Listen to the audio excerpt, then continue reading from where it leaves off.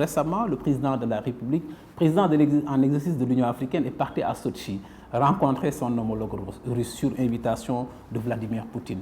À Sotchi, le président a eu des engagements du chef du Kremlin sur la libération des stocks de céréales qui sont bloqués au port d'Odessa en Ukraine. Et tout le monde sait que la Russie et l'Ukraine, c'est les grands fournisseurs du monde en céréales. Et nous sommes, en tout cas, la probabilité de survenance d'une crise alimentaire, elle est réelle en Afrique. Nous l'avons évoqué, le président Macky Sall l'a évoqué. Il est parti obtenir des engagements de M. Poutine pour la libération des stocks de céréales au port d'Odessa, étant entendu naturellement que l'Ukraine accepte le déminage de cette zone. Ce sont les conditions, mais il y a eu un engagement que le président sénégalais a obtenu au nom de l'Afrique, parce qu'il porte la voix de l'Afrique avec son homologue russe. C'est un succès diplomatique éclatant.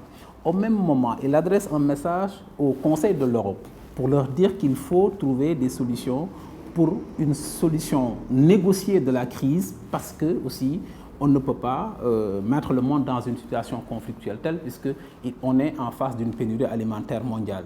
Et nous sortons de la gestion de la Covid qui a bouleversé l'économie mondiale et qui continue de déstructurer les économies des pays, et particulièrement des pays du Sud, les pays à revenus intermédiaires, et c'est le cas du Sénégal. Et mieux encore, au même moment aussi, la diplomatie sénégalaise déploie vraiment toute sa grandeur.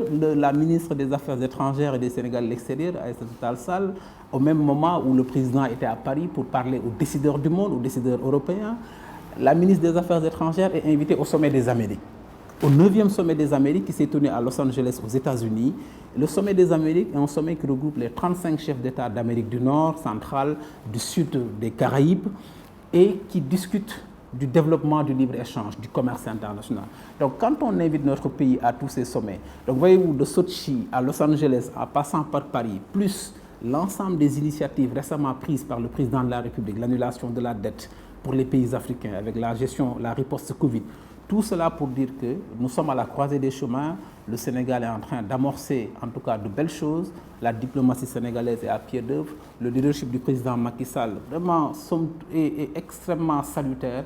Et cela mérite d'être soutenu, Junior, au niveau local, par les acteurs politiques. Faire de la politique, c'est mettre l'intelligence au service du développement. Faire de la politique, ce n'est pas simplement des histoires de listes d'élections, aller à l'Assemblée nationale, avoir un salaire, avoir des privilèges. Et c'est mon appel, parce que moi, je suis un acteur politique. Je suis un acteur politique comme les autres, mais je dis, c'est à travers l'économie qu'on comprend le monde. Et il est important, et l'appel que je lance, c'est que tous ces jeunes qui versent en politique, tous ces jeunes leaders qui sont en politique doivent peupler, naturellement, les jeunes doivent peupler davantage l'espace public, mais nous devons parler des questions cruciales. Aux États-Unis, dès l'instant où on parle de National Vital Interest, l'intérêt national vital, tout le monde est mobilisé là-dessus, au-delà des contradictions politiques. Et c'est ce qui nous manque très souvent dans le pays. Et c'est mon appel, vraiment, qu'à côté de la compétition politique qui doit avoir lieu, puisque nous sommes une démocratie multipartite, il ne faut pas occulter le fait que nous sommes dans un monde interconnecté, un village planétaire, où les intérêts de notre pays dépendent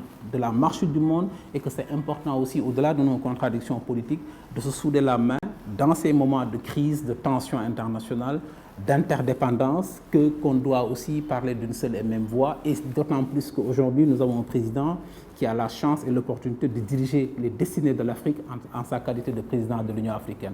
Il est respecté. Quand on respecte notre président de la République, ça veut dire que c'est le respect qu'on donne à notre pays, et ça c'est important, et c'est des succès qu'il faille nécessaire en tout cas de porter, d'expliquer, parce que ce sont de grands succès diplomatiques. Des pays nous envient, nous sommes un petit pays, mais un grand peuple, une grande diplomatie, et je rappelle que nous sommes aussi champions d'Afrique.